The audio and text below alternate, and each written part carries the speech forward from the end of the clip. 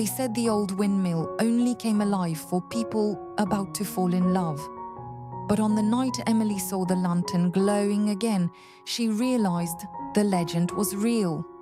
Sometimes happiness isn't found in crowded cities, or in bright skyscrapers, or in lives that move too fast.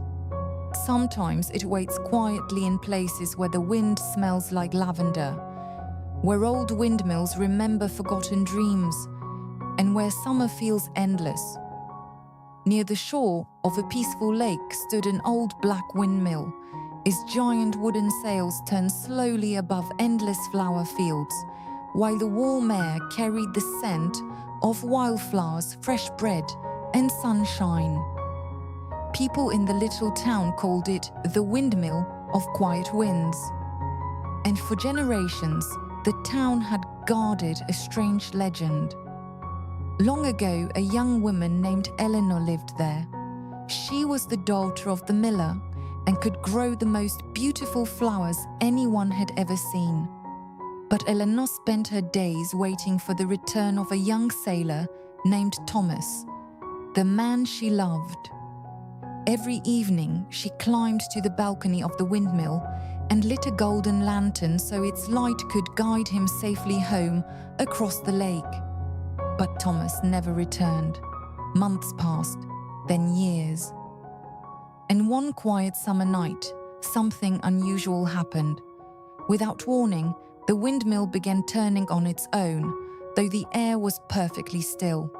The lake shimmered silver beneath the moonlight. And by morning, thousands of flowers had bloomed around the hill where nothing had ever grown before. From that day on, the townspeople believed, if two lonely hearts meet beside the windmill at the beginning of summer, the wind will someday guide them back to each other. Most people called it an old fairy tale, but every summer, strange little miracles still seemed to happen near the windmill. That was the place Emily Carter arrived one June morning. Emily was an artist from Boston. For the past year, her life had slowly lost its color. Painting no longer made her happy. The city noise exhausted her. Even success felt strangely empty. One sleepless night, she closed her laptop, bought a train ticket, and traveled somewhere she had never been before. A tiny lakeside town surrounded by flowers. The first thing she saw when she stepped off the bus was the windmill standing far across the fields. Its dark sails turned slowly beneath bright blue skies filled with soft white clouds. And somehow, Emily felt calm for the first time in months, as if the town had been waiting for her. She rented a small white cottage with blue shutters near the lake. In the mornings, she painted on the porch. During the afternoons, she wandered through the flower fields. And every evening, she sat near the windmill, watching the sunset melt across the water. But no matter how hard she tried, she couldn't create the painting she had come there to make. Everything looked beautiful, and yet something was missing. Her paintings had scenery, but no soul. One warm morning, Emily set up her easel near the old dirt path leading to the windmill. She had just started painting the clouds when she heard a voice behind her.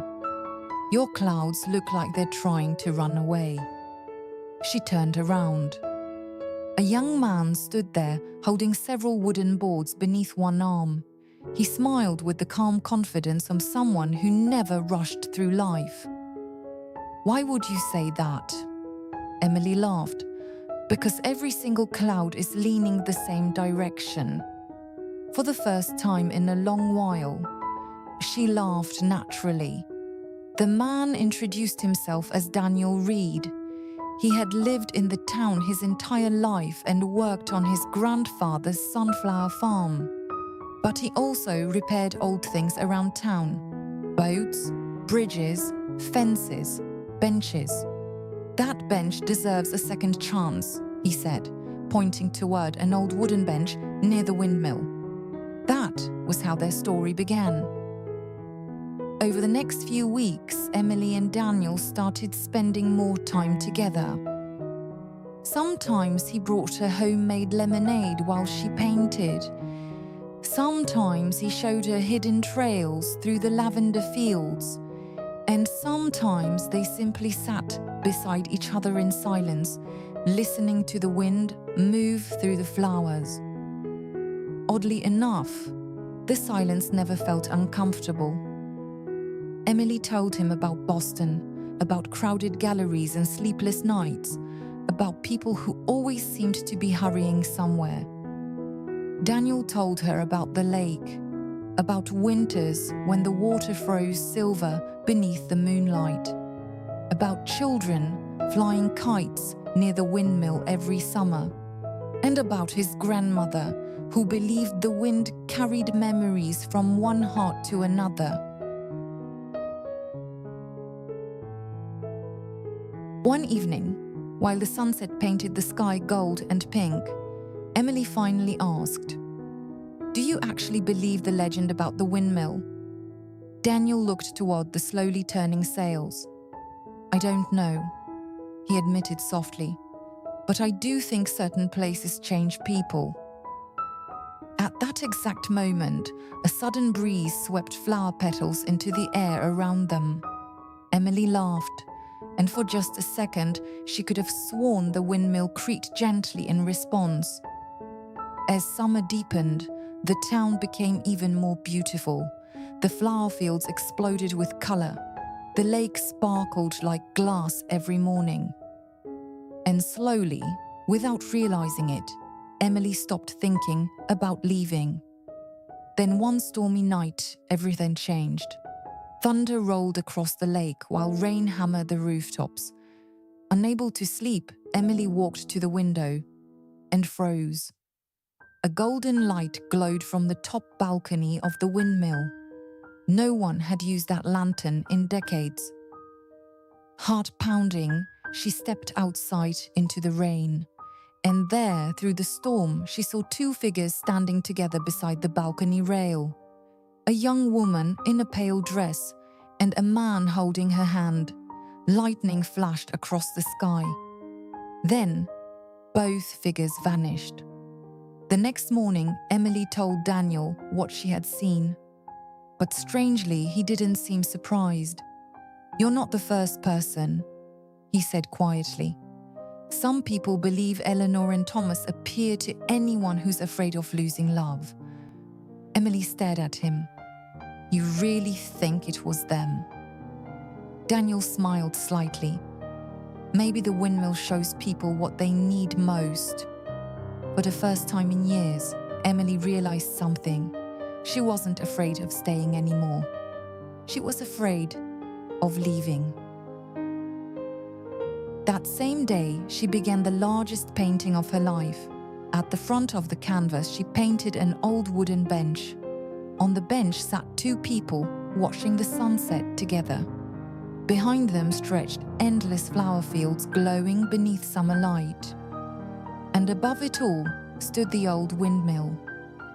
But the longer Emily painted, the stranger things became. The colors seemed warmer than normal paint. The wind always rose whenever she painted the sky. And one morning, she noticed tiny white birds painted into the clouds, birds she never remembered adding.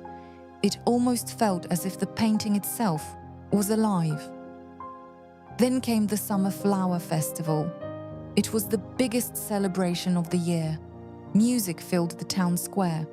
Children carried flower crowns through the streets. Bakery windows overflowed with berry pies and fresh bread. And at sunset, hundreds of floating lanterns would be released onto the lake. Emily decided it was finally time to show people her painting. She was terrified. But as soon as the canvas was placed beside the festival stage, people gathered around it silently. Some smiled, some held each other's hands. One elderly woman even wiped away tears. "It makes the world feel kind again," she whispered. Emily felt her chest tighten. Daniel stepped beside her. You finally painted more than a landscape, he said softly. You painted a feeling. That evening, they walked back to the windmill together. The sky glowed orange, pink on gold above the lake. They sat quietly on the old bench surrounded by flowers. Then suddenly the wind rose around them. The sails of the windmill began spinning faster. And across the darkening lake, hundreds of tiny golden lights appeared like floating stars dancing over the water. Emily stared in amazement. What is this? She whispered. Daniel smiled. My grandmother used to say the windmill does this whenever someone finally finds where they belong. Emily looked at him, and in that moment, she understood something simple and beautiful. Sometimes, happiness isn't loud. Sometimes, it's just a quiet evening, a summer breeze, and the right person sitting beside you on an old wooden bench surrounded by flowers. Years later, Emily's painting became famous across the country. People traveled from far away to see the windmill, the flower fields, and the little bench beside the path. But the people in town knew the real secret. The magic had never truly belonged to the windmill. It belonged to the way people changed when they came there, the way friendship could quietly become love, the way love could begin to feel like home. And if you visit the lake at sunset on a warm summer evening, you might still hear laughter carried softly through the flowers by the wind. Thank you for listening to my story to the end. I hope you enjoyed it. Watch it to the end and see the finished painting, which I also painted.